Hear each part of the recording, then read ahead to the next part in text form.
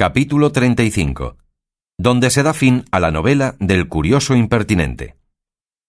Poco más quedaba por leer de la novela, cuando del camaranchón donde reposaba Don Quijote salió Sancho Panza todo alborozado diciendo a voces: «Acudid, señores, presto, y socorred a mi señor, que anda envuelto en la más reñida y trabada batalla que mis ojos han visto. Vive Dios, que ha dado una cuchillada al gigante enemigo de la señora princesa Micomicona, que le ha tajado la cabeza cercén a cercén, como si fuera un nabo». «¿Qué decís, hermano?», dijo el cura dejando de leer lo que de la novela quedaba. «¿Estáis en vos, Sancho? ¿Cómo diablos puede ser eso que decís, estando el gigante 2000 leguas de aquí?» En esto oyeron un gran ruido en el aposento y que Don Quijote decía a voces: «Tente, ladrón, malandrín, follón, que aquí te tengo, y no te ha de valer tu cimitarra». Y parecía que daba grandes cuchilladas por las paredes.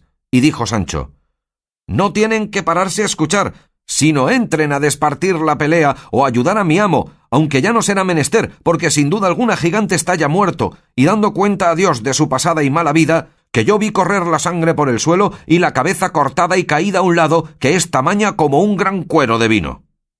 «¡Que me maten!», dijo a esta sazón el ventero, «si Don Quijote o Don Diablo no ha dado alguna cuchillada en alguno de los cueros de vino tinto que a su cabecera estaban llenos, y el vino derramado debe de ser lo que le parece sangre a este buen hombre». Y con esto entró en el aposento y todos tras él, y hallaron a Don Quijote en el más extraño traje del mundo. Estaba en camisa, la cual no era tan cumplida que por delante le acabase de cubrir los muslos y por detrás tenía 6 dedos menos. Las piernas eran muy largas y flacas, llenas de vello y no nada limpias. Tenía en la cabeza un bonetillo colorado grasiento que era del ventero. En el brazo izquierdo tenía revuelta la manta de la cama, con quien tenía ojeriza Sancho, y él se sabía bien el porqué, y en la derecha desenvainada la espada, con la cual daba cuchilladas a todas partes, diciendo palabras como si verdaderamente estuviera peleando con algún gigante. Y es lo bueno que no tenía los ojos abiertos, porque estaba durmiendo y soñando que estaba en batalla con el gigante, que fue tan intensa la imaginación de la aventura que iba a fenecer, que le hizo soñar que ya había llegado al reino de Micomicón y que ya estaba en la pelea con su enemigo, y había dado tantas cuchilladas en los cueros, creyendo que las daba en el gigante, que todo el aposento estaba lleno de vino, lo cual, visto por el ventero, tomó tanto enojo que arremetió con Don Quijote y a puño cerrado le comenzó a dar tantos golpes que si Cardenio y el cura no se le quitaran, él acabara la guerra del gigante, y con todo aquello no despertaba el pobre caballero, hasta que el barbero trujo un gran caldero de agua fría del pozo y se le echó por todo el cuerpo de golpe, con lo cual despertó Don Quijote, mas no con tanto acuerdo que echase de ver de la manera que estaba. Dorotea, que vio cuán corta y sutilmente estaba vestido, no quiso entrar a ver la batalla de su ayudador y de su contrario. Andaba Sancho buscando la cabeza del gigante por todo el suelo, y como no la hallaba, dijo: «Ya yo sé que todo lo de esta casa es encantamento, que la otra vez, en este mismo lugar donde ahora me hallo, me dieron muchos mojicones y porrazos sin saber quién me los daba, y nunca pude ver a nadie. Y ahora no parece por aquí esta cabeza que vi cortar con mis mismísimos ojos, y la sangre corría del cuerpo como de una fuente». «¿Qué sangre ni qué fuente dices, enemigo de Dios y de sus santos?», dijo el ventero. «¿No ves, ladrón, que la sangre y la fuente no es otra cosa que estos cueros que aquí están horadados, y el vino tinto que nada en este aposento, que nadando vea yo el alma en los infiernos de quien los horadó?» «No sé nada», respondió Sancho, «solo sé que vendré a ser tan desdichado que por no hallar esta cabeza se me ha de deshacer mi condado como la sal en el agua». Y estaba peor Sancho despierto que su amo durmiendo. Tal le tenían las promesas que su amo le había hecho. El ventero se desesperaba de ver la flema del escudero y el maleficio del señor, y juraba que no había de ser como la vez pasada, que se le fueron sin pagar, y que ahora no le habían de valer los privilegios de su caballería para dejar de pagar lo uno y lo otro, aun hasta lo que pudiesen costar las botanas que se habían de echar a los rotos cueros. Tenía el cura de las manos a Don Quijote, el cual, creyendo que ya había acabado la aventura y que se hallaba delante de la princesa Micomicona, se hincó de rodillas delante del cura diciendo: «Bien puede la vuestra grandeza, alta y fermosa señora, vivir de hoy más segura que le pueda hacer mal esta mal nacida criatura. Y yo también de hoy más soy quito de la palabra que os di, pues con la ayuda del alto Dios y con el favor de aquella por quien yo vivo y respiro, también la he cumplido». «No lo dije yo», dijo oyendo esto Sancho. «Sí, que no estaba yo borracho. Mirad si tiene puesto ya en sal mi amo al gigante. Ciertos son los toros, mi condado está de molde. ¿Quién no había de reír con los disparates de los dos, amo y mozo? Todos reían, sino el ventero, que se daba a Satanás. Pero en fin, tanto hicieron el barbero, Cardenio y el cura, que con no poco trabajo dieron con Don Quijote en la cama, el cual se quedó dormido con muestras de grandísimo cansancio. Dejáronle dormir y saliéronse al portal de la venta a consolar a Sancho Panza de no haber hallado la cabeza del gigante, aunque más tuvieron que hacer en aplacar al ventero, que estaba desesperado por la repentina muerte de sus cueros. Y la ventera decía, en voz en grito: «En mal punto y en hora menguada entró en mi casa este caballero andante que nunca mis ojos le hubieran visto, que tan caro me cuesta. La vez pasada se fue con el costo de una noche de cena y cama, paja y cebada para él y para su escudero, y un rocín y un jumento, diciendo que era caballero aventurero, que mala aventura le dé Dios a él y a cuantos aventureros hay en el mundo, y que por esto no estaba obligado a pagar nada, que así estaba escrito en los aranceles de la caballería andantesca. Y ahora, por su respeto, vino es otro señor y me llevó mi cola y me la ha vuelto con más de 2 cuartillos de daño, toda pelada, que no puede servir para lo que la quiere mi marido. Y por fin y remate de todo, romperme mis cueros y derramarme mi vino, que derramada le vea yo su sangre. Pues no se piense que por los huesos de mi padre y por el siglo de mi madre, si no me lo han de pagar un cuarto sobre otro, o no me llamaría yo como me llamo ni sería hija de quien soy».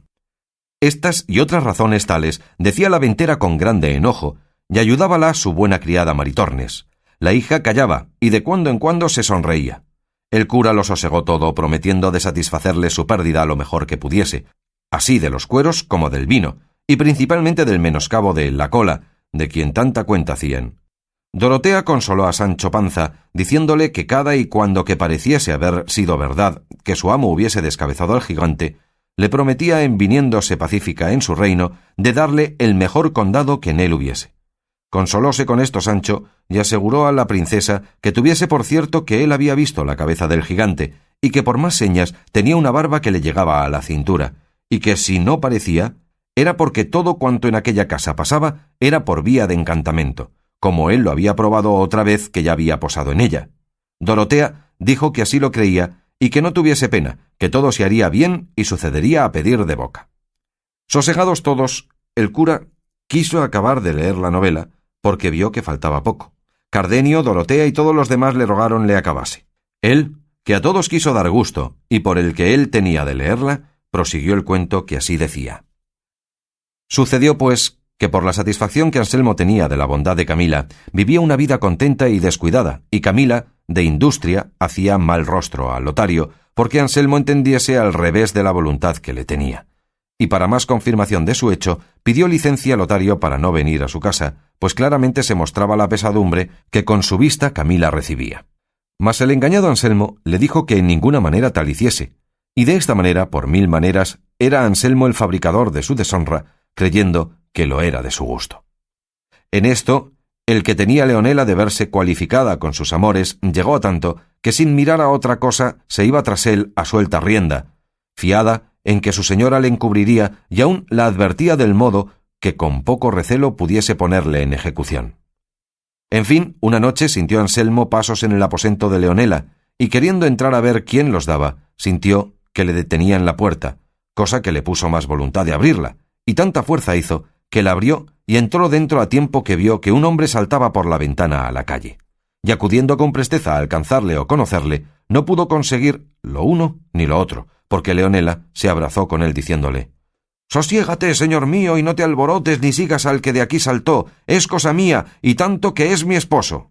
No lo quiso creer Anselmo, antes ciego de enojo sacó la daga y quiso herir a Leonela, diciéndole que le dijese la verdad, si no, que la mataría. Ella, con el miedo, sin saber lo que decía, le dijo: «No me mates, señor, que yo te diré cosas de más importancia de las que puedes imaginar». «Dilas luego», dijo Anselmo, «si no muerta eres». «Por ahora será imposible», dijo Leonela, «según estoy de turbada. Déjame hasta mañana, que entonces sabrás de mí lo que te ha de admirar. Y estás seguro que el que saltó por esta ventana es un mancebo de esta ciudad que me ha dado la mano de ser mi esposo».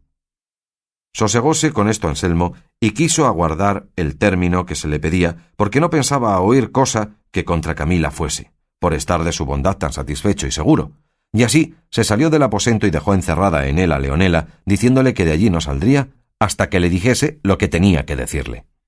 Fue luego a ver a Camila y a decirle, como le dijo, todo aquello que con su doncella le había pasado, y la palabra que le había dado de decirle grandes cosas y de importancia. Si se turbó Camila o no, no hay para qué decirlo, porque fue tanto el temor que cobró creyendo verdaderamente, y era de creer, que Leonela había de decir a Anselmo todo lo que sabía de su poca fe, que no tuvo ánimo para esperar si su sospecha salía falsa o no. Y aquella misma noche, cuando le pareció que Anselmo dormía, juntó las mejores joyas que tenía y algunos dineros, y sin ser de nadie sentida, salió de casa y se fue a la de Lotario, a quien contó lo que pasaba, y le pidió que la pusiese en cobro o que se ausentasen los dos, donde de Anselmo pudiesen estar seguros. La confusión en que Camila puso a Lotario fue tal que no le sabía responder palabra, ni menos sabía resolverse en lo que haría. En fin, acordó de llevar a Camila a un monasterio en quien era priora una a su hermana. Consintió Camila en ello, y con la presteza que el caso pedía, la llevó Lotario y la dejó en el monasterio, y él asimismo se ausentó luego de la ciudad sin dar parte a nadie de su ausencia. Cuando amaneció, sin echar de ver a Anselmo que Camila faltaba de su lado, con el deseo que tenía de saber lo que Leonela quería decirle, se levantó y fue a donde la había dejado encerrada. Abrió y entró en el aposento, pero no halló en él a Leonela. Solo halló puestas unas sábanas añudadas a la ventana, indicio y señal que por allí se había descolgado e ido. Volvió luego muy triste a decírselo a Camila, y no hallándola en la cama ni en toda la casa, quedó asombrado. Preguntó a los criados de casa por ella, pero nadie le supo dar razón de lo que pedía. Acertó acaso andando a buscar a Camila, que vio sus cofres abiertos y que de ellos faltaban las más de sus joyas, y con esto acabó de caer en la cuenta de su desgracia, y en que no era Leonela la causa de su desventura, y así como estaba, sin acabarse de vestir, triste y pensativo, fue a dar cuenta de su desdicha a su amigo Lotario. Mas cuando no le halló, y sus criados le dijeron que aquella noche había faltado de casa y había llevado consigo todos los dineros que tenía, pensó perder el juicio, y para acabar de concluir con todo, volviéndose a su casa no halló en ella ninguno de cuantos criados ni criadas tenía, sino la casa desierta y sola. No sabía qué pensar, qué decir, ni qué hacer, y poco a poco se le iba volviendo el juicio. Contemplábase y mirábase en un instante sin mujer, sin amigo y sin criados, desamparado a su parecer del cielo que le cubría, y sobre todo sin honra, porque en la falta de Camila vio su perdición. Resolvióse, en fin, a cabo de una gran pieza, de irse a la aldea de su amigo, donde había estado cuando dio lugar a que se maquinase toda aquella desventura. Cerró las puertas de su casa, subió a caballo y con desmayado aliento se puso en camino, y apenas hubo andado la mitad, cuando acosado de sus pensamientos, le fue forzoso apearse y arrendar su caballo a un árbol, a cuyo tronco se dejó caer, dando tiernos y dolorosos suspiros, y allí se estuvo hasta casi que anochecía, y aquella hora vio que venía un hombre a caballo de la ciudad, y después de haberle saludado, le preguntó qué nuevas había en Florencia. El ciudadano respondió: «Las más extrañas que muchos días ha se han oído en ella, porque se dice públicamente que Lotario, aquel grande amigo de Anselmo el Rico que vivía a San Juan, se llevó esta noche a Camila, mujer de Anselmo, el cual tampoco parece. Todo esto ha dicho una criada de Camila que anoche la halló el gobernador descolgándose con una sábana por las ventanas de la casa de Anselmo. En efecto, no sé puntualmente cómo pasó el negocio, solo sé que toda la ciudad está admirada de este suceso, porque no se podía esperar tal hecho de la mucha y familiar amistad de los dos, que dicen que era tanta que los llamaban los dos amigos. «¿Sábese por ventura», dijo Anselmo, «el camino que llevan Lotario y Camila?» «Ni por pienso», dijo el ciudadano, «puesto que el gobernador ha usado de mucha diligencia en buscarlos». «Adiós vais, señor», dijo Anselmo. «Con él quedéis», respondió el ciudadano, y fuese. Con tan desdichadas nuevas, casi llegó a términos Anselmo, no sólo de perder el juicio, sino de acabar la vida. Levantóse como pudo, y llegó a casa de su amigo, que aún no sabía su desgracia, mas como le vio llegar amarillo, consumido y seco, entendió que de algún grave mal venía fatigado. Pidió luego a Anselmo que le acostasen y que le diesen aderezo de escribir. Hízose así, y dejáronle acostado y solo, porque él así lo quiso, y aun que le cerrasen la puerta. Viéndose pues solo, comenzó a cargar tanto la imaginación de su desventura, que claramente conoció que se le iba acabando la vida, y así ordenó de dejar noticia de la causa de su extraña muerte, y comenzando a escribir, antes que acabase de poner todo lo que quería, le faltó el aliento y dejó la vida en las manos del dolor que le causó su curiosidad impertinente. Viendo el señor de la casa que era ya tarde y que Anselmo no llamaba, acordó de entrar a saber si pasaba adelante su indisposición, y hallóle tendido boca abajo, la mitad del cuerpo en la cama y la otra mitad sobre el bufete, sobre el cual estaba con el papel escrito y abierto, y él tenía aún la pluma en la mano. Llegóse el huésped a él, habiéndole llamado primero, y trabándole por la mano, viendo que no le respondía y hallándole frío, vio que estaba muerto. Admiróse y congojóse en gran manera, y llamó a la gente de casa para que viesen la desgracia a Anselmo sucedida, y finalmente leyó el papel, que conoció que de su misma mano estaba escrito, el cual contenía estas razones: un necio e impertinente deseo me quitó la vida. Si las nuevas de mi muerte llegasen a los oídos de Camila, sepa que yo la perdono, porque no estaba ella obligada a hacer milagros, ni yo tenía necesidad de querer que ella los hiciese. Y pues yo fui el fabricador de mi deshonra, no hay para qué. Hasta aquí escribió Anselmo, por donde se echó de ver que en aquel punto, sin poder acabar la razón, se le acabó la vida. Otro día dio aviso su amigo a los parientes de Anselmo de su muerte, los cuales ya sabían su desgracia, y el monasterio donde Camila estaba casi en el término de acompañar a su esposo en aquel forzoso viaje, no por las nuevas del muerto esposo, mas por las que supo del ausente amigo.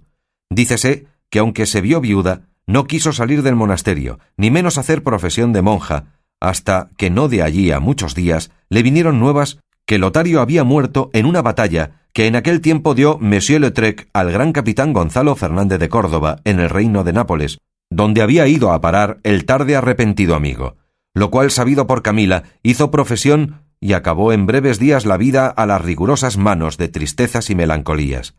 Este fue el fin que tuvieron todos, nacido de un tan desatinado principio. Bien, dijo el cura, me parece esta novela, pero no me puedo persuadir que esto sea verdad, y si es fingido, fingió mal el autor, porque no se puede imaginar que haya marido tan necio que quiera hacer tan costosa experiencia como Anselmo. Si este caso se pusiera entre un galán y una dama, pudiérase llevar, pero entre marido y mujer, algo tiene de imposible, y en lo que toca al modo de contarle, no me descontenta.